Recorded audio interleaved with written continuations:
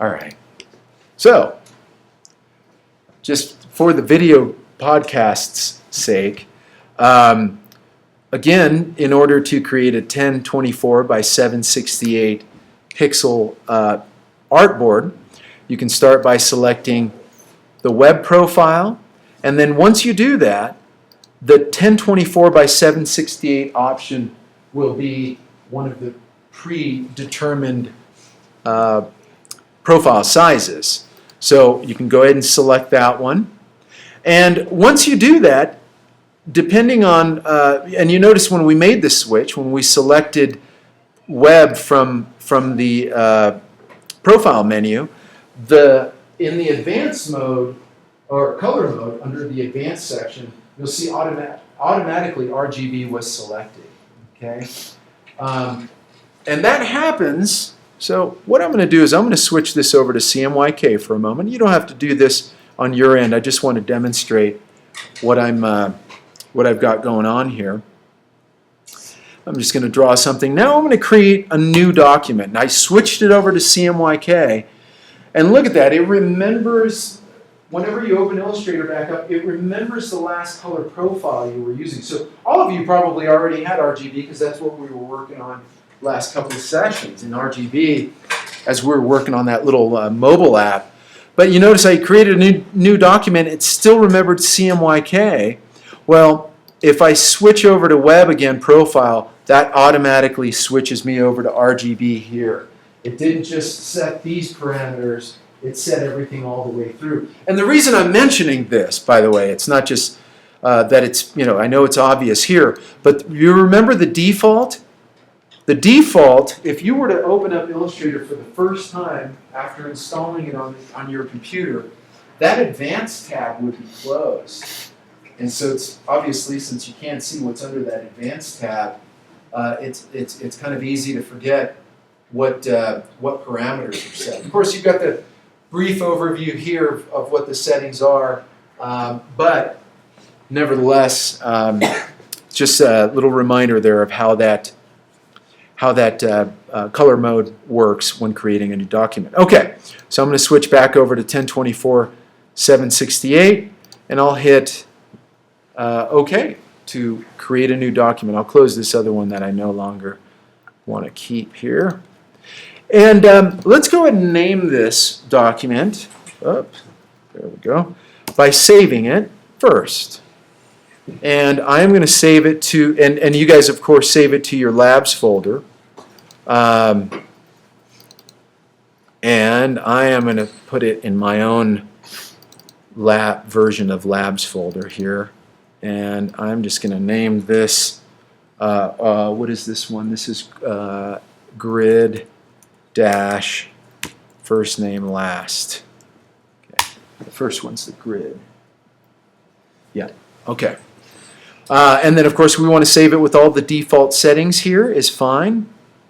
And by the way, I don't think I've mentioned this before, but by default, Illustrator tries to save a PDF compatible file.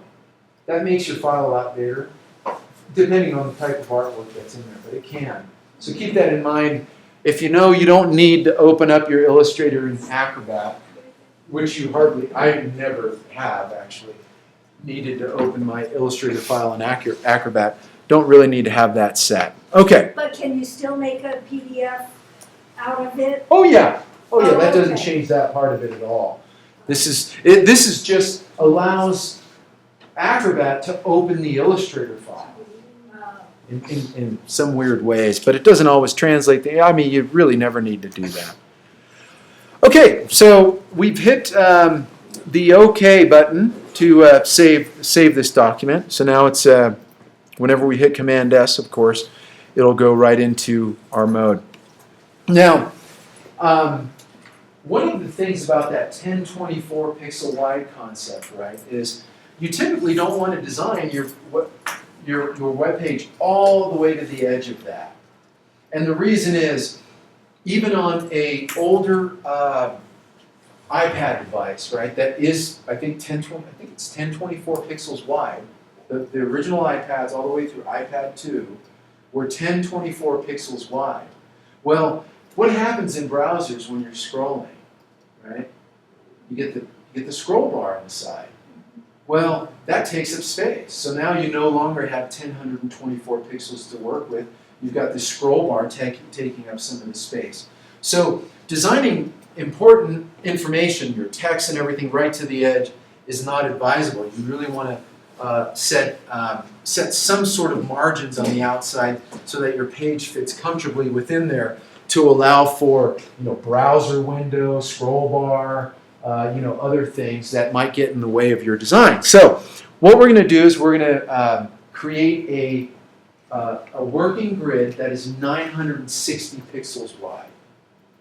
And the reason for that is I know from working with 960 pixel wide grids that that particular size is not only nice for working on websites still today, but it's also great for breaking down into even columns with even spacing between the columns and everything else.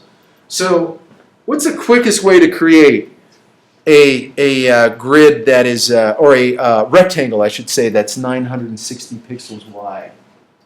Does anyone remember the rectangle tool's capabilities? Do you double click on the rectangle and bring up the little box? Yep, you can certainly do that. Right on the rectangle tool, you can double click on it. I'm sorry. Is that right? No, you don't double click on that.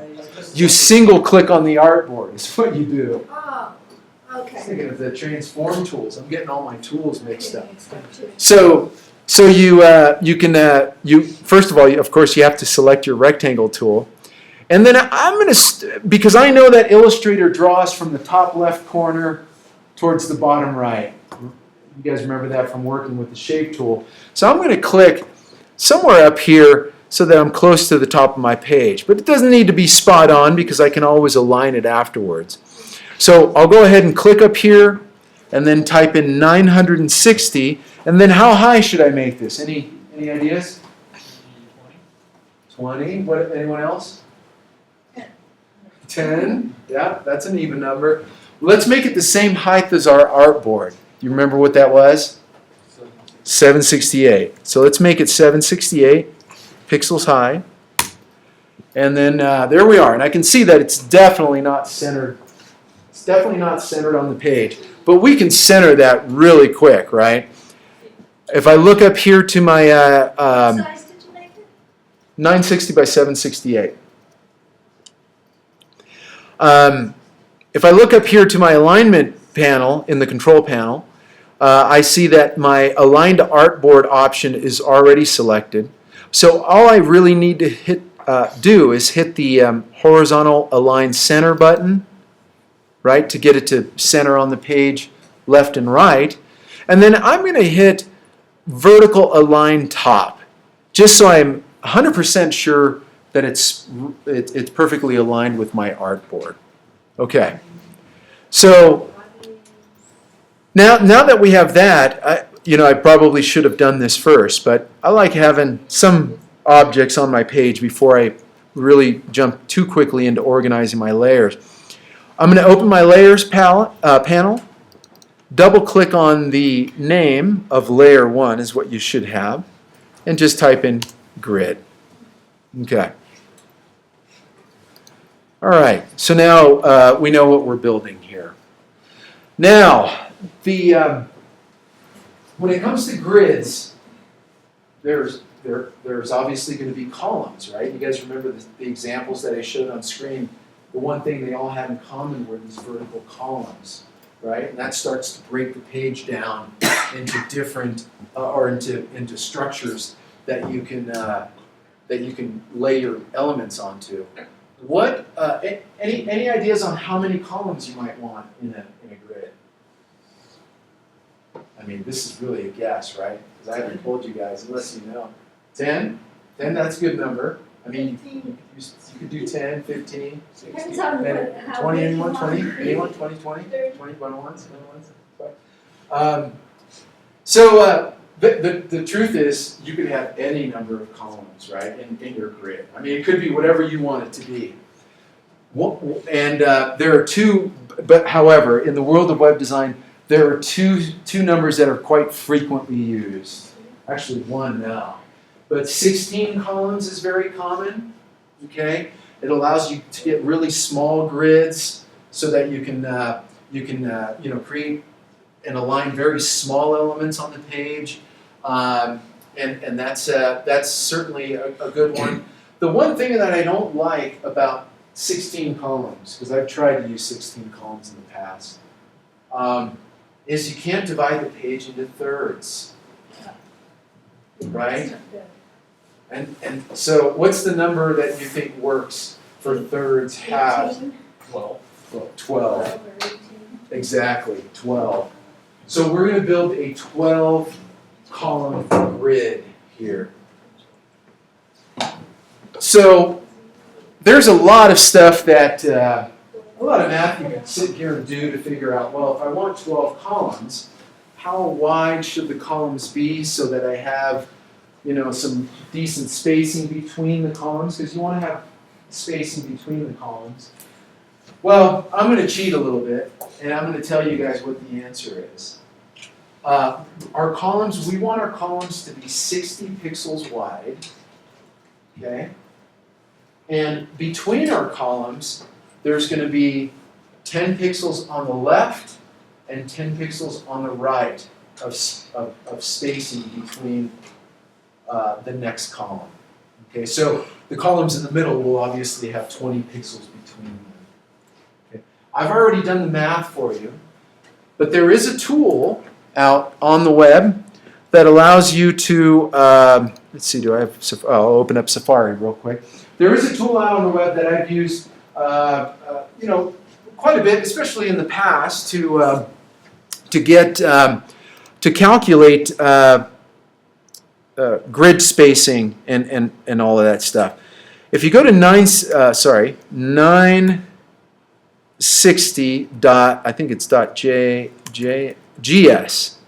960.gs. Let's try that. Yeah, that looks like it's it. So you can open your browsers up if you'd like. Big old download button. So here it is, the 960 grid system. Actually, this website was very popular for a long time because of that 960. There's also a 980 grid and a 1040 grid that have been very popular in the past. But anyway, the long and short of it is there's a little tool here called the Custom CSS Generator that allows you to actually type in the parameters for your for the grid that you're building, and it'll it'll do some calculations for you. I guess this is kind of working backwards from what we're doing, but nevertheless, this is the tool that I use to come up with the grid sizes that we're going to be working with today. All right. So I ended up with this is what our grid's going to look like down here, and I ended up with a 60 pixel wide columns and 20 pixels between the columns, 10 on the left, 10 on the right.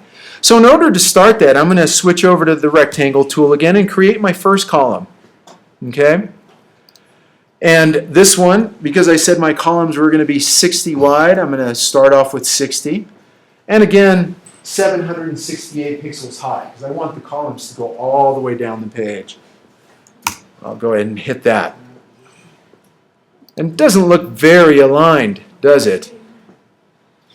Well, I know I want this to be aligned. I'm just not going to draw 12 columns willy-nilly, right? We're trying to do something that's precise here.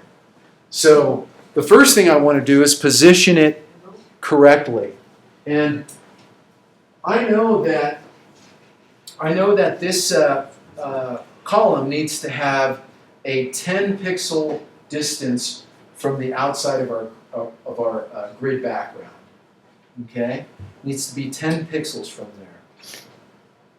What do you think is what technique can you guys anyone want to volunteer a technique that you might use to position this new rectangle that we've drawn exactly 10 pixels from this edge and align with the top? Christian. Would you first take it and clip it to the very edge with the anchor points? Uh-huh. And then double click the selection tool to bring up the move menu, and then just move it That way 10 pixels? That's probably, I think, the best way. Absolutely. That's how I would do it. Alright. Good answer. That makes sense to everyone? First thing you would do is align this evenly with this edge, and of course the top with the top edge, so obviously aligning those corners so that you have it right on top of that. And then use the move transformation to move it 10 pixels to the right after you've done that. Absolutely. That's a good way to do it. There are others. You know, we could certainly do that same thing. Align it first, and then change our keyboard increment to 10, and then use the arrow key to move it over 10 pixels. That's another way to do it, right? And then lastly, we could calculate the distance between 1024 and where this 960 starts and do the math, and then use the XY transformation coordinates. No, I like Christian's method better. So let's do that first. And even the alignment process, there's a couple of different ways we can do that, right? Like you said, Christian, you could just click on this anchor point right there on the corner and drag it to where you see it snap with the smart guides over the other corner of the other rectangle. That's probably the fastest way at this stage, right? But you can also use the transform tools. The alignment tools, and using a keyframe. So I'm going to use that method just to remind you guys on key object, not keyframe, sorry, that's ActionScript, that's Flash lingo. Keyframe or key object is what I meant to say. So with my column rectangle selected, I'm going to shift and then click on that background grid border, and then I am going to click again on that background border, and you notice when I do that, while they're both selected, the line thickens up, letting me know that this is indeed my key object. And if you look in my transform panel, not transform, but the align panel, you'll see that my align to has now switched over to key object. Got that? Remember, we've done that a few times over the last couple of days. Where'd you Should- get that video? Where do you think I got it? Want to make sure you... Line. Yeah. Come on. Scroll down. Okay. So now I can just hit my, using my transform, using my alignment buttons, I can click on horizontal left align and then vertical align top. And now that I can click away from them, and that column is perfectly positioned. Okay, now using that technique that, again, Christian enlightened us with, double-clicking on the selection tool will bring up the move tool. Okay? Do you guys know where else you can find the Did bring it up. move? But vertical You got it? Oh, there, now. You want to line the top too. Okay. So with your object selected, if you double click on the move on the selection tool, it'll bring up the move transformation option. You can also go to object. Oops. There we go. Object, transform, and move, or of course hit Command Shift M as the keyboard command. Lots of ways to get there. Nevertheless, it brings up the same dialog box. And we simply type in 10 pixels to the right to move that over 10 pixels away from that left margin. Now, we know that the second column that we draw here, we're going to want it to be 20 pixels from this one. 20 pixels over. Because there's 10 on the left, 10 on the right, and the next column is going to have 10 on the left, 10 on the right, and so on. Okay? So why this little margin? Why this 10 pixel margin here? I don't know. You're not gonna have a grid that's all even. It'll still be even. Yeah, it'll still work out. The math for the 60 pixel wide column works out. Yeah, you've already got it. How'd you get there, Sean? You want to? I just added the 60 width to the 20 gap in between, and then moved it, and then hit Command D and copied it over. There and you over go. until I got Perfect. it. So you used the move The move. transfer Yeah. transform tool to do it the whole way. Mhm. Exactly. That's the way to do it. Yeah, you want to move it 10 pixels from the left edge. You got it? Yeah, this one. It looks like you- All right.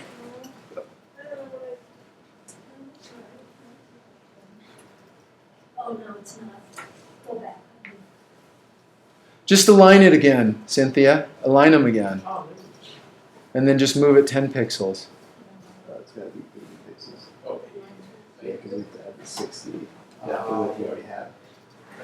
You guys didn't think this was going to be a math class, huh? You must be good at math, Sean. I'm going to send you guys, I'm sorry, I know I have rules against this stuff, but I forgot an important message here. As some of you guys are figuring out that. Well, didn't you do the second term? No. How big is one? The first one? Okay, I think it was 9, all right. 6. Sorry about that, jeez. Okay, you guys got that? It's pretty straightforward stuff, come on. They didn't do this first triangle, wasn't that 960 by 768? Yes, The first square. yeah, it looks like it's up there. Okay.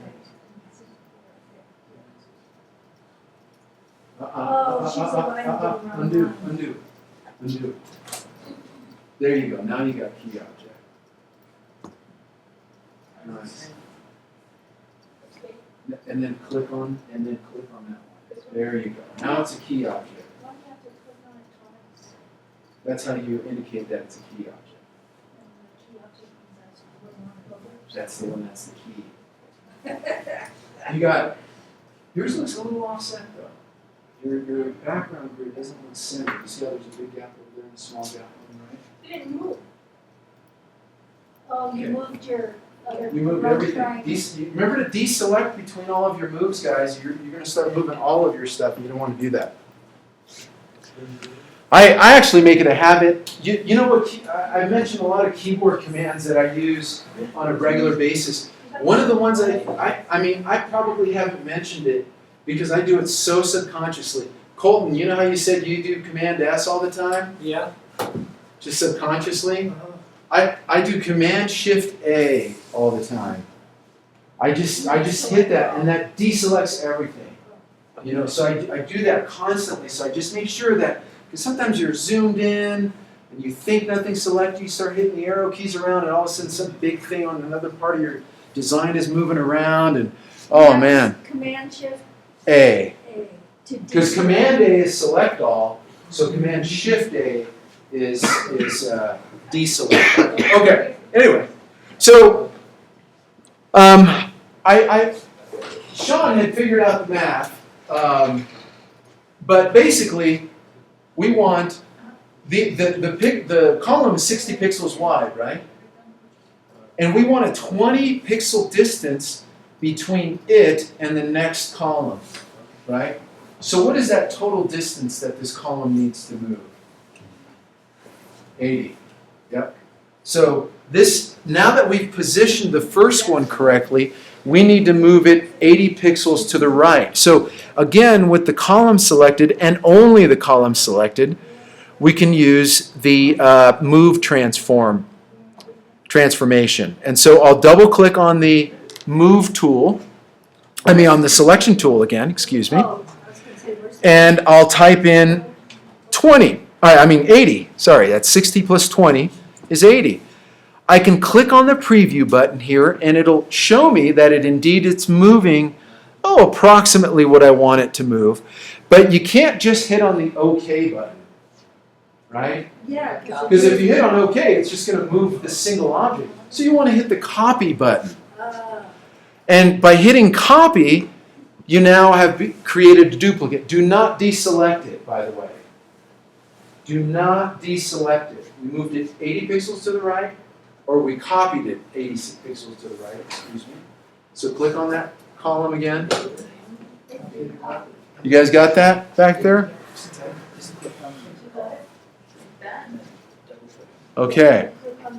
And then once you've created that one duplicate, don't deselect it, because you can just hit Command D, right, 10 more times, and it'll replicate that movement over to where you end up with 12 columns all perfectly spaced. Now, Command D is the Transform Again keyboard shortcut. And that can be found under the Object drop-down menu. Let me select something. Because if I don't select anything, Object, Transform, Transform Again. So whatever transformation you do, whether it's moving it, whether it's scaling it, whether it's shearing it, any transformation that you do using the transform tools, you can repeat that same exact movement again by hitting Command D. All right, looks like you got some good grid action going on, Austin. Cool. All right. So we've got our grid. We're there. It's awesome. Now, I'm going to show you guys a trick in Illustrator that I don't think we've covered, but you can certainly draw you can colorize these. You can do whatever you want with this grid, right? You can certainly make it look like this, right? But that's not going to be any good, because obviously if you try to use this as a grid on your design, it's going to be hard to see what you're designing when you have all this green, and filled colors behind it. You could leave this grid on its own layer, maybe stroke those lines with a very light color, and use those as a reference, right? But what you can also do in Illustrator is you can take any path that you've drawn in Illustrator, any path, and convert it to a guide. Have we worked with guides at all? I think I touched on guides only briefly when we went over the rulers a while back. But basically, I'll bring up my rulers to demonstrate, and you guys can do the same. And you can simply hit Command R to bring up the rulers. Rulers are also found under View, Rulers, and then you would select Show Rulers if it's not there. So, if you recall, you can create vertical guides on using Illustrator by bringing your rulers up, and if you want to create a vertical guide, you click inside of the vertical ruler, and after clicking, you click and drag outwards, and you'll see that a guide has come out, and I can snap it to my grid lines, right? And I can sit there and do this 26 times, snap to every single one of these. But that takes a little while, right? Why do you want to do that? Well, so I'm demonstrating that guides can be a really useful tool in Illustrator because you can hide them with a single keyboard command, and everything in Illustrator that you draw loves to snap to guides, right? It doesn't always snap to drawn objects like this, especially if they're locked. If they're locked and on another layer, Illustrator's not really going to always want to snap to these if there's something else that has a higher priority. So guides can be very useful for this. But this will take a long time. If I sit here and pull the guide out to every single one of these lines, you can do it. It'll only take about 5 minutes. But why do something that takes 5 minutes when you can do it in a split second? So I'm going to undo those two ruler movements, okay? And I'm going to show you something that Illustrator has built into it. Now, we've just drawn these using a standard tool, right? The rectangle tool. This same thing would apply to any other tool that you draw with, anything that's creating a path. So I'm going to select my entire grid structure here. And watch this. If I go, I think it's under View, and then Guides near the bottom there. And the keyboard shortcut is Command 5. That's the way I usually do this. But under Guides, you'll see this option to make guides. Go ahead and select Make Guides and watch what happens. Our grid artwork has now been completely transformed into guides that can be used for our layout. Okay? Pretty cool stuff? What's the nice thing about guides too is that by default you can't move them. They're now, it's now just locked into something that can't be edited. Of course, you can unlock your guides, by the way. Sometimes you realize you end up you make a guide on something you didn't mean to, so you can unlock that. And the command for that is you go back to the same spot, View Guides, and then Clear Guides. That's not right. Okay. You want to unlock them, but the first thing that needs to happen, you have to unlock them first. Are we supposed to be doing this? No, I'm just demonstrating. Okay. But you can unlock the guides, and now these are selectable. And once you've made them selectable, then you can go to View, and then selected them, of course. You can go to View Guides and release the guides. And once you do that, it goes back to whatever the original shape, colors, and fills were, strokes, and everything else. Okay? So that's just a handy way of creating guides. I'm going to redo that, select them all, Command 5, and I'm going to lock them by doing, I think it's Command Shift L. Gosh, I can't remember now. Go ahead and lock guides here. Make guides, and they should be locked. Yes, now I can't select them. Perfect. Okay. So there we go. We have a grid that we can actually work with. See, you guys, can you kind of see the value of a grid here for page layout now that you're looking at this and you've created it? You can already start to see where you might position things on the page. Again, the beauty of a 12-column grid is that it breaks down pretty nicely. You can do, a 50-50 approach where, you divide the page into thirds, divide it into fourths, sixths, or you could even 12ths, right? You can do tiny little things. And you've got this nice, you end up with this nice little gutter. By the way, I've been calling it the space between columns. But the appropriate term in page layout is gutter. The space between the column is called the gutter. So for those of you guys that maybe go to work for the Sierra Sun or Moonshine Ink or something, working on newspaper layout, everything, you guys are talking, you're gutter mouth all day. That's all they speak over there. Gutters, how much gutter this, column that? No, anyway, not quite. But nevertheless, that's the terminology there. So back to what this little margin was for on the outside. Well, that margin allows us to take the edge of our page all the way out to the edge of that margin, right? And we don't have to align the objects on the page to that margin as well. Those can be aligned to our column grid structure. And let me demonstrate what I mean by that real quick. I'm going to create a new layer, and you guys can follow right along with that. I'm going to create a new layer and call this one Page. Okay? I'll go back to my rectangle tool. What's the keyboard shortcut to get me to my rectangle tool here? I looked at you, Cynthia. I knew it was coming. M. Yep. M. I don't know why it's M. But, okay. I switched over to my my rectangle tool, excuse me, and I'm going to draw a background color for my entire page.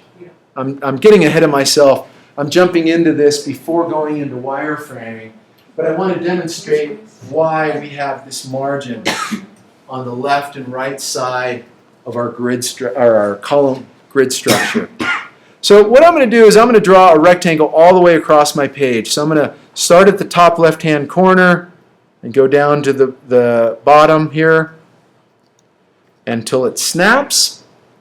And I'm going to change the colors around. I'm going to go to my swatches.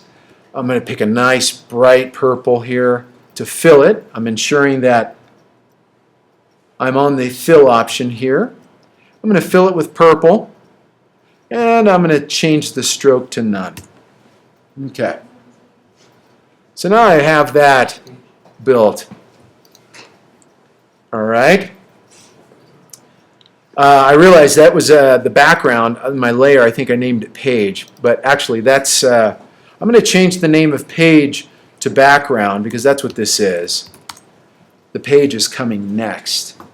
And the reason I want to have it on a separate layer is just to demonstrate for you guys to easily see what's going on right now. But I also want to be able to lock the background now because I don't want to mess with my background now that I know I have it positioned correctly. So I'll go ahead and create a new layer, and this one is going to be named Page.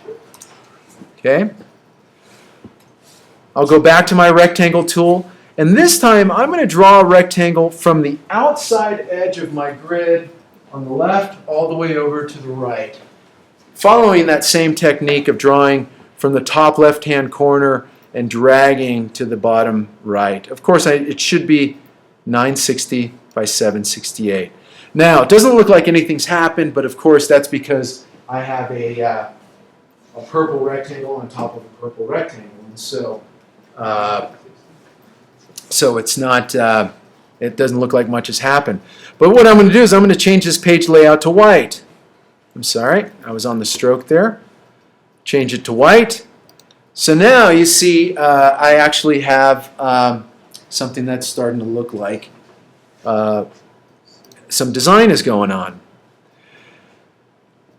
Now I can draw an element on my page. Okay? I'm going to stick with this rectangle tool just to keep it kind of simple. I'm going to pick a different color. I've switched over to the rectangle tool. I'll pick one of these nice light tan colors in here. And I'm going to draw a rectangle, aligning it to my grid, and I'm going to go 3 columns wide. It looks like it's turning out to be 220 pixels wide. I'll see if I can get it even at 140 pixels high. 220 by 140 there. And you notice I'm sticking to my grid, right? But now this element is on the page and it's not totally slamming up against the left-hand side of my page. What size did you make it? 220 by 140, but you can make it, that part isn't critical. Okay. But you can see if I hide my guides, and by the way, the keyboard shortcut is Command colon. Command colon quickly hides your guides. You can see that I've got an element on my page, and it's nice that I have a little bit of a margin on one side. This is really going to be important when I start to drop text on the page, right? I'm going to bring my guides back up. Toggling Command colon will bring them back up. This time I've switched over to my type tool, and I did that quickly by hitting the letter T. And I'm going to start typing, but look what's happening. I'm going to start typing, trying to align to this line here. But look what the cursor changes to. Do you guys remember how to override what's happening there with Illustrator?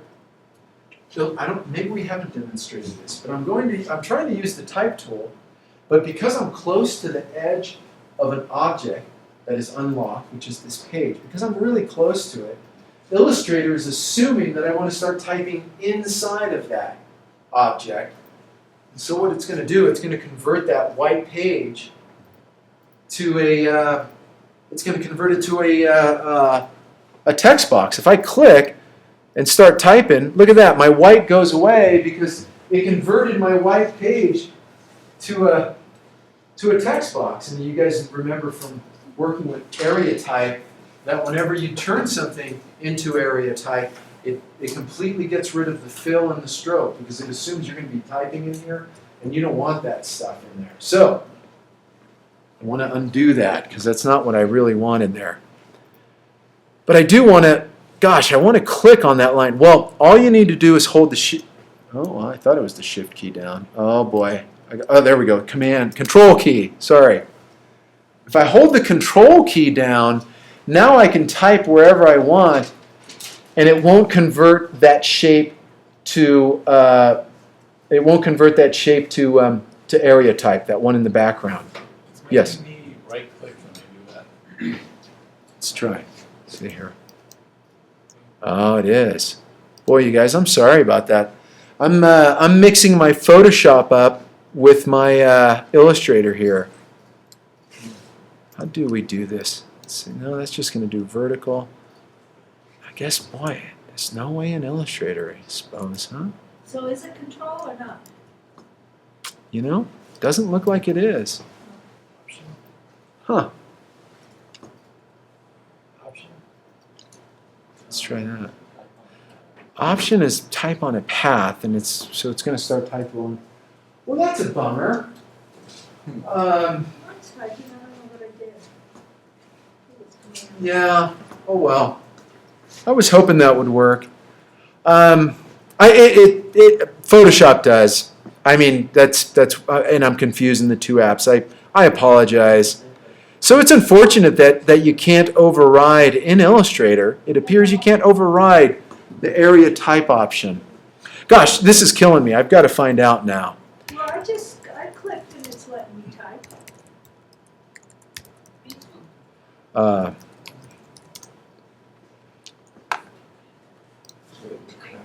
It's just if you click on the line. Yeah, if you click on the line, well, that's what I'm trying to avoid. This is just a real minor thing, but it's gonna drive me nuts because I'm probably gonna come across this at some point in time, and I'm gonna want to know.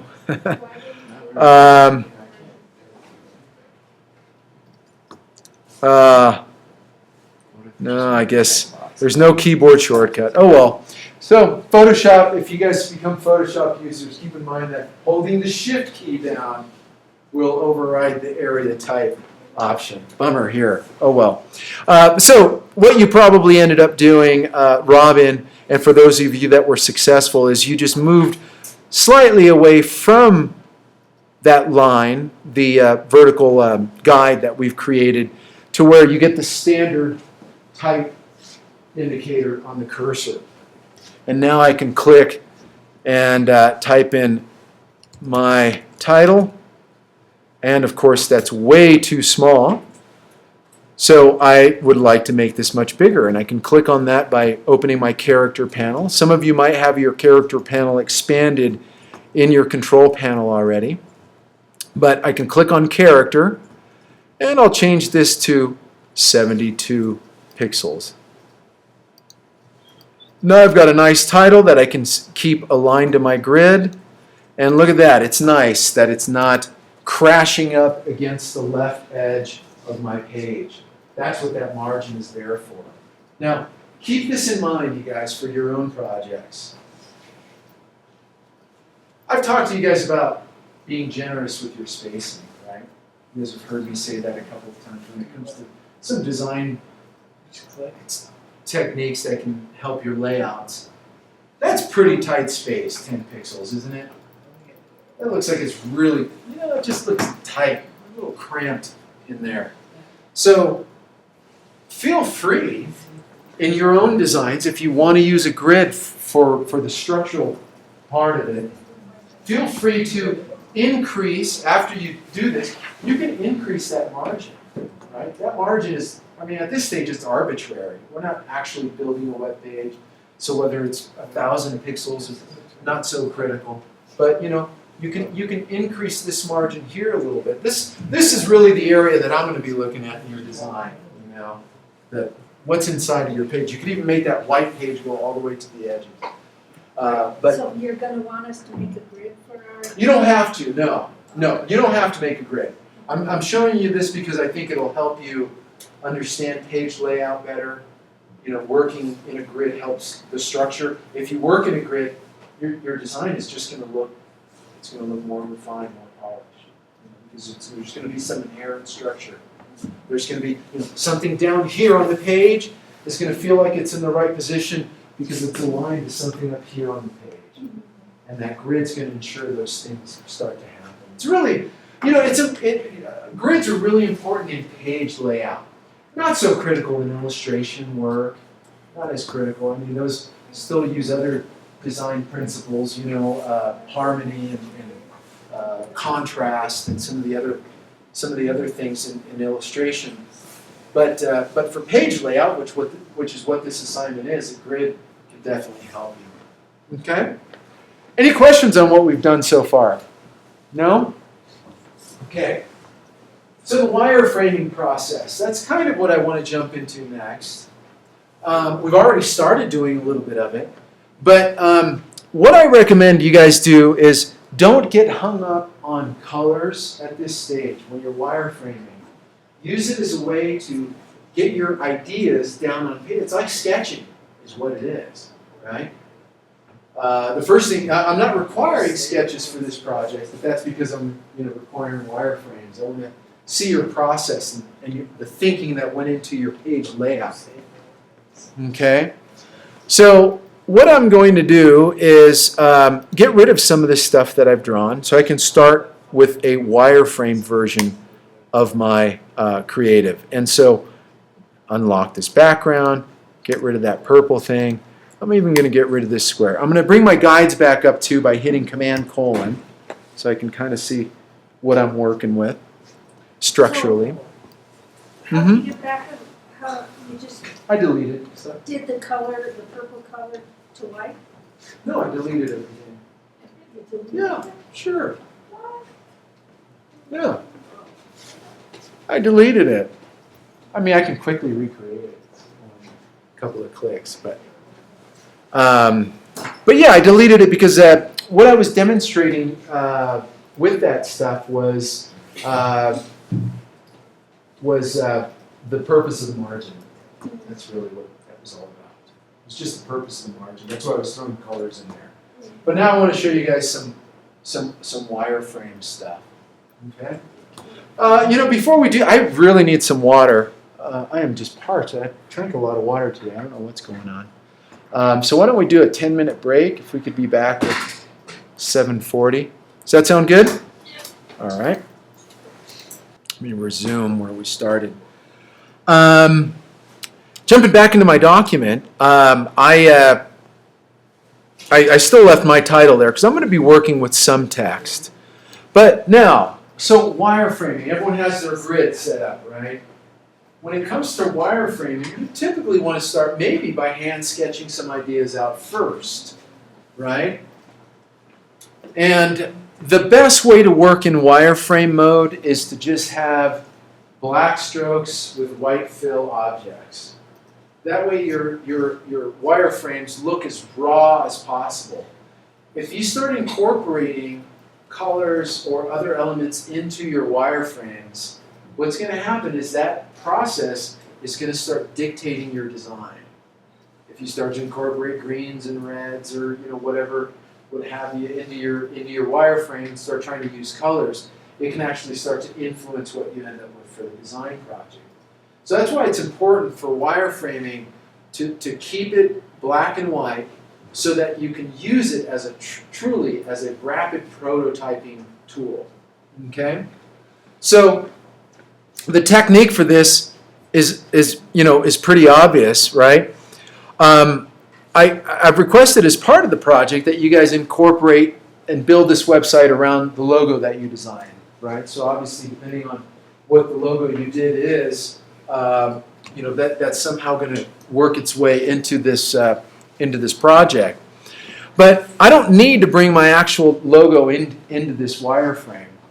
As you saw earlier, you can certainly use basic shapes. And the one that I like to use is the rectangle tool, or a rectangular shape with an X across the middle that indicates an image. Okay? So I had my text selected here, which was filled with black. So when I went to draw a rectangle, it filled it with black. That's okay. I can quickly change that. I'm going to hit Shift X. Shift X is going to allow me to swap the color. So now the stroke is on the outside. And I'm going to go ahead and fill this with white. I'll open up my swatch panel over here. You can also, of course, double click on this icon and choose from there. Is another option as well. I want to make this white, so I'll click white as the option.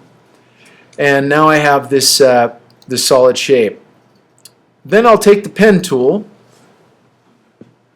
I'll deselect my rectangle. What's the keyboard shortcut for deselecting everything on the page? You remember that? Command-Shift-A. And then I'll draw an X across this rectangle by simply referencing the anchor points. I'll see the word anchor appear when I do this. Okay? I'll deselect again to draw the one that goes the opposite direction.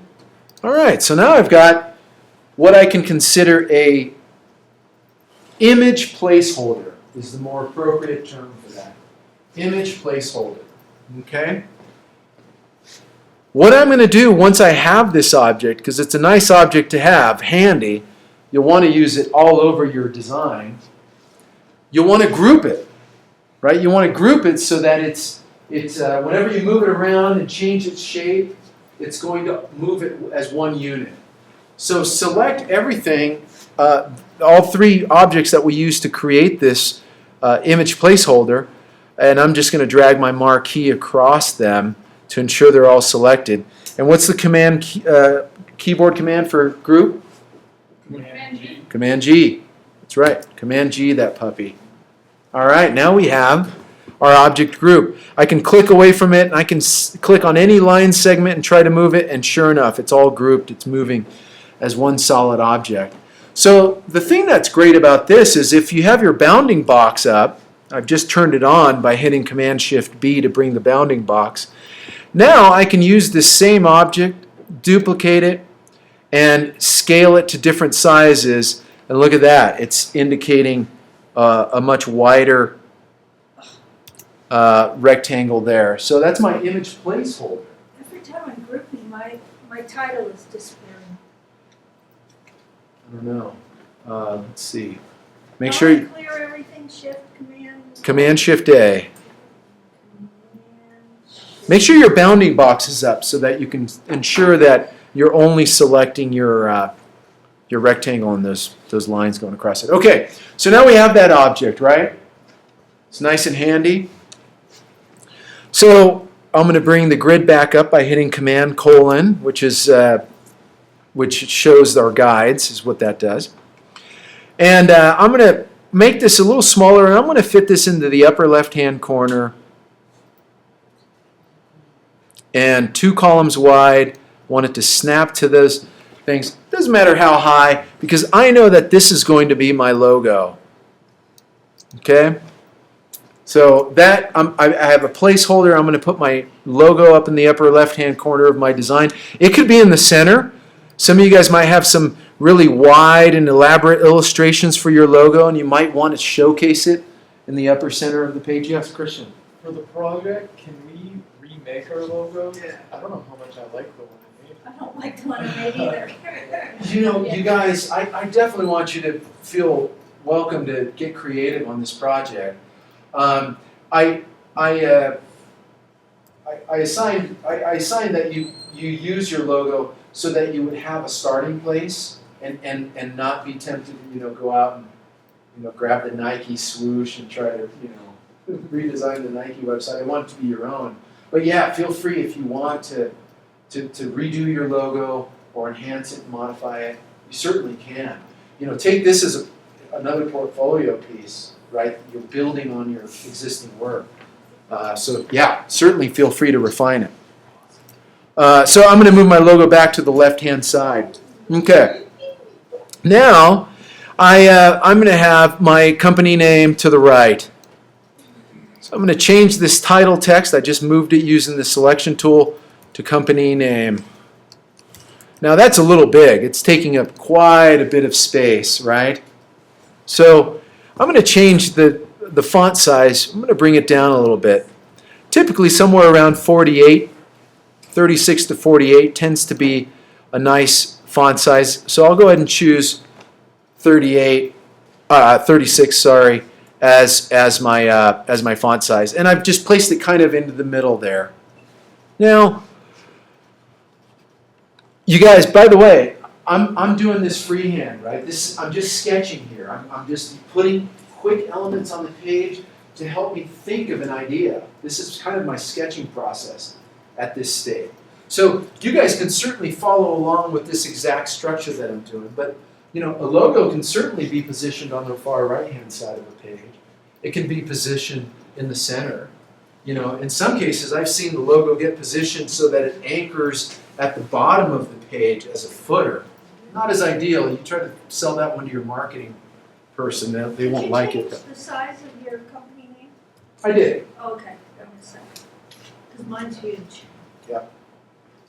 So yeah, what else do we commonly see up in the header portion? And by the way, I know I mentioned this on Tuesday or maybe Thursday, but websites are typically broken down into sections, right? The top where you usually have your logo, branding, and navigation is called the header. Then you have the body, and then a footer down at the bottom. So as part of our header, what are things that we typically see inside of our headers at the top of the page? Navigation. Navigation, I just mentioned that too, yeah. Or isn't that right under the header a lot of times? A lot of times it is, yeah. Any other ideas what else goes in headers? Well, usually you have a nice banner or something with artwork. Yeah, that's absolutely, that can be incorporated into the background. But this day and age, social media, right, is pretty popular a pretty popular way to connect your website and make it have the chance of going more viral or getting more people to visit it. And you can certainly do that by incorporating social media icons, right, onto your website. And so, Like what would be social media? well, Like email and stuff email like that? email icons, Facebook, That kind of Twitter, stuff? LinkedIn, if you have a LinkedIn, professional LinkedIn profile, that's another great thing. But I don't need to worry at this stage about drawing those icons, right? But I've decided that I do want to have a social media component here in the top of my website. So I'm going to simply copy this, rectangle that I've created, this image placeholder, and I'm going to hold the Option key down so that I can drag it and copy it over near the right-hand side of my page. Now, whoops, I thought I was holding the Option key down. Maybe I was holding the Command key down there. It looks like it's duplicating now. There we go. Now, I certainly don't want all of my little Facebook, social media icons to be as big as my logo. So I'm going to shrink this guy down even smaller than my grid size. It could go. But for this instance, I'm going to leave it at my grid size and have it fit within one of the grids. And I'll assume that this might be my Facebook link. I'll copy and drag it over to the next column. That could be my Twitter one. And this could be my LinkedIn version. And now we're starting to see a little bit of structure happening to this page design. Oh, one of the things I forgot to do was actually create a grid lines to define my page area itself. If you notice, it's kind of just floating out there, which it certainly can do. I tend to, the design preferences I have is I like to have as many elements just completely bleed off of the edges of the page so that no matter how wide something gets, it'll continue to expand. But yeah, I see some of you guys already aligning these things, so I'll go ahead and grab these 3 boxes by drawing a marquee around them, and I'll align them all to the top with this box, just to give our layout a bit of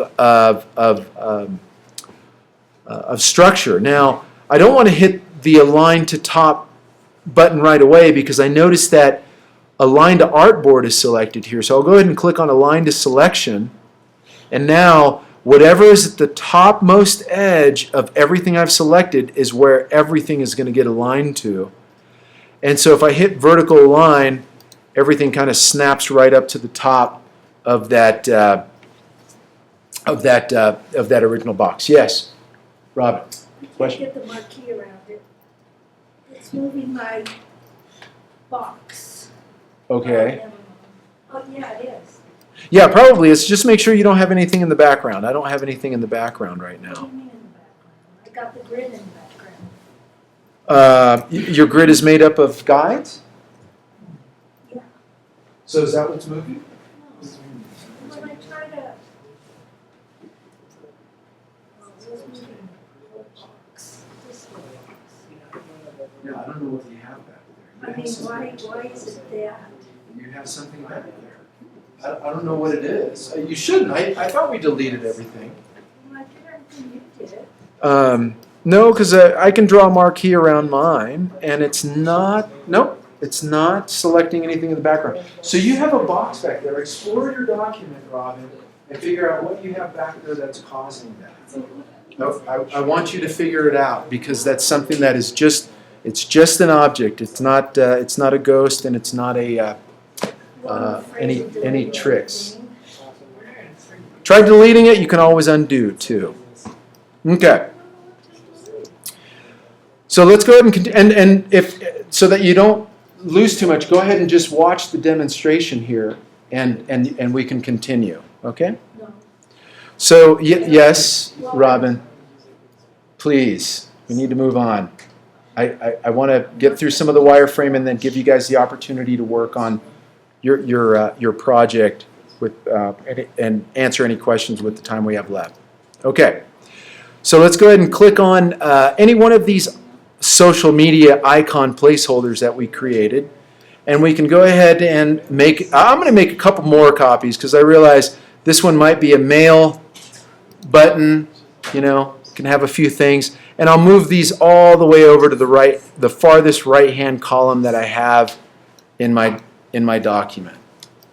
All right, so now I've got a bit of a header structured here that that's starting to take shape. And these are just, again, these are just ideas, right? There's nothing formal about this design at this stage. I'm basically sketching is what I'm doing. Okay? So in this process, this page can take on the design of many forms, right? Some of you guys might want to have a logo up at the top of the page, right? With some social media icons or your phone number or some art that you drew up in the right-hand corner. You know, it depends on how formal you want this website to be. But you might also want to have a very large image as a banner image, or sometimes called a marquee, and in some cases called the hero image, across the center of the page. And we can certainly use some of the elements that we currently have. So I'll click on this large image placeholder again, and I'll drag this one down, making a copy as I go. Okay? I'll expand this one all the way across the page.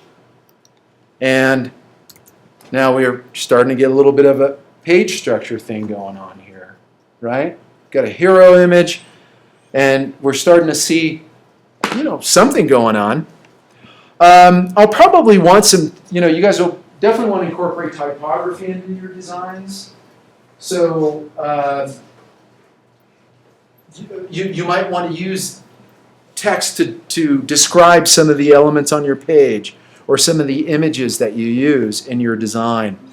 And so to do that, I'm going to create text blocks, right? And these text blocks, I'm going to use the area type tool to do that. And that way my text, I can ensure aligns to these to the grid that we already have built out here. Now, how many text blocks do I want? Well, that depends on what you're planning for your website, right? In this case, I'm going to assume 3. You had a question, Carlos? No? I'm going to assume 3. I'm going to do 3 text blocks, and I'll show you what I mean in the next with the type tool. So I'll bring back all of my tools by hitting the Tab key. I'll switch over to the text tool, or the type tool, excuse me, and I'll start typing, or I'll start dragging a box that goes 4 columns wide. So I'm over the guide because my smart guides tell me so. I'll click and drag over to the right until it snaps to that guide that is 4 columns away. Okay? So you guys remember when I was showing that presentation on screen, there was a this lorem ipsum text that we call Greek text. Has anyone worked with that before? Anyone worked with Greek text? Robin? Yeah, if you've done page layout, that's one way to do it right there, right? That's one way to do it. The way I've done that before too, with really short line. You just start hitting a bunch of keys. You know, that's certainly one way to do it. But what happens is, if you're truly trying to mock something up for presentation, because we've been reading for so much of our lives, we can recognize things that look like real gibberish, right? Which are a bunch of characters with uneven spacing and punctuation where it doesn't belong, from things that look like words of varying lengths and more like a sentence. So there's a great tool online. You can just go to the web at any point in time and type in lorem ipsum. Lorem, L-O-R-E-M, ipsum, I-P-S-U-M. Hit return, and it should bring up the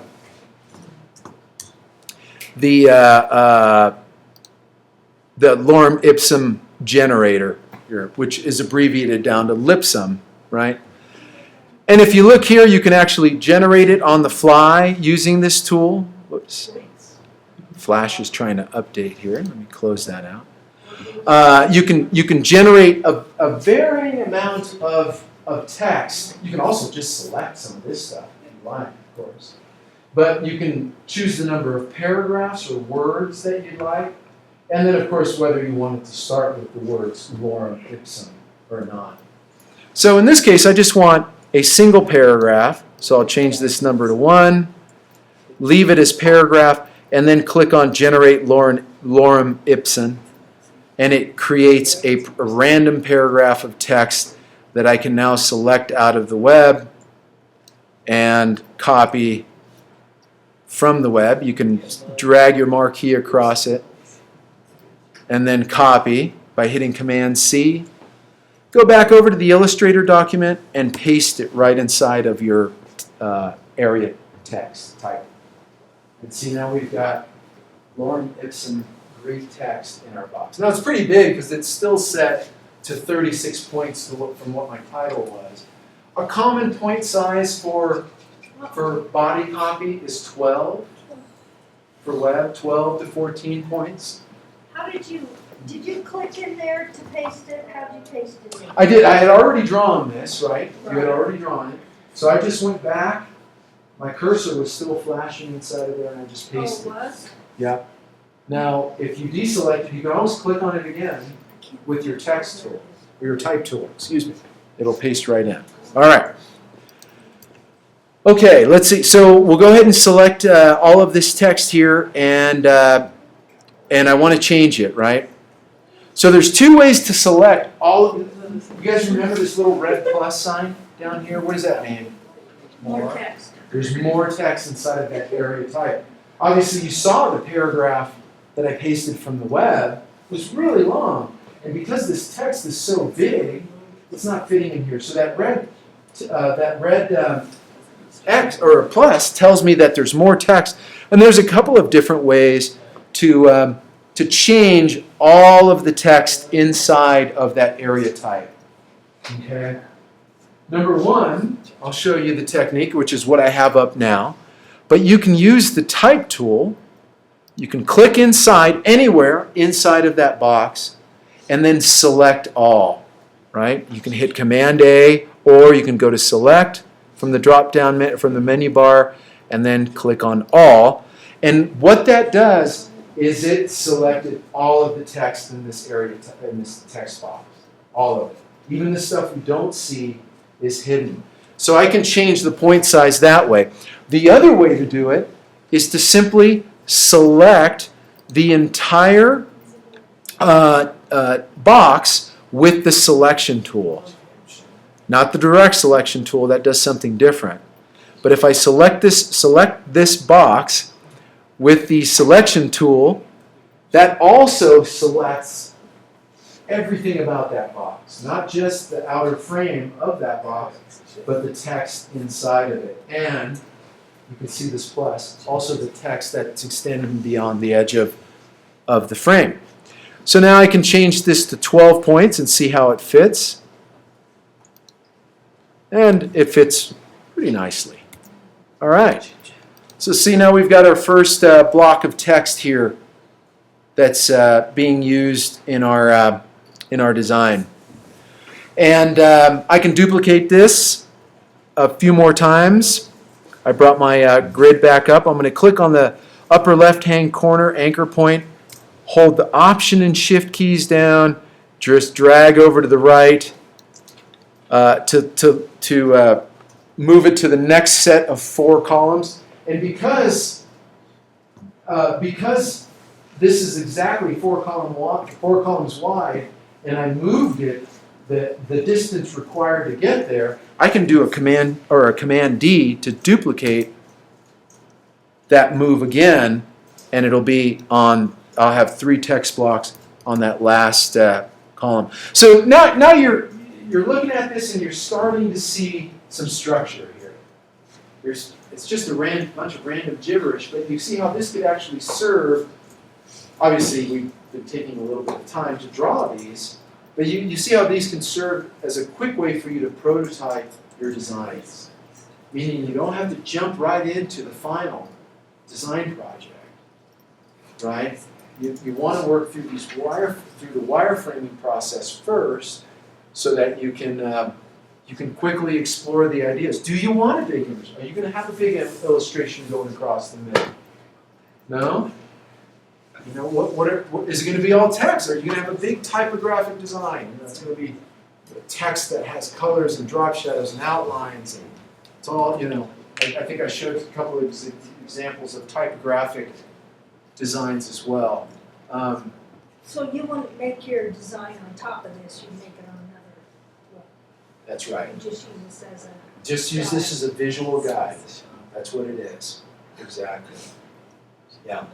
So now you can see here, we've got some stuff that make up a pretty basic website layout, right?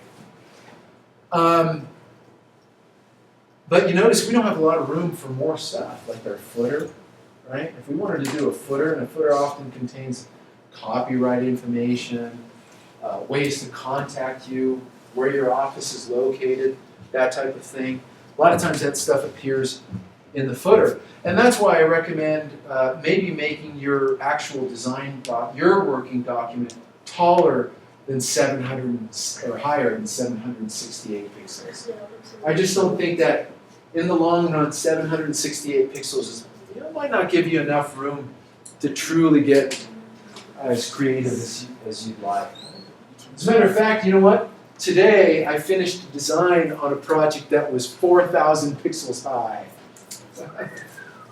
Just finished one today. I'll show. I was trying to pull it up. I'll see if I can show it to you guys the way I structured. I used the 12 pixel grid or 12 column grid on that design. I'll try to pull it up and show you guys that particular design too.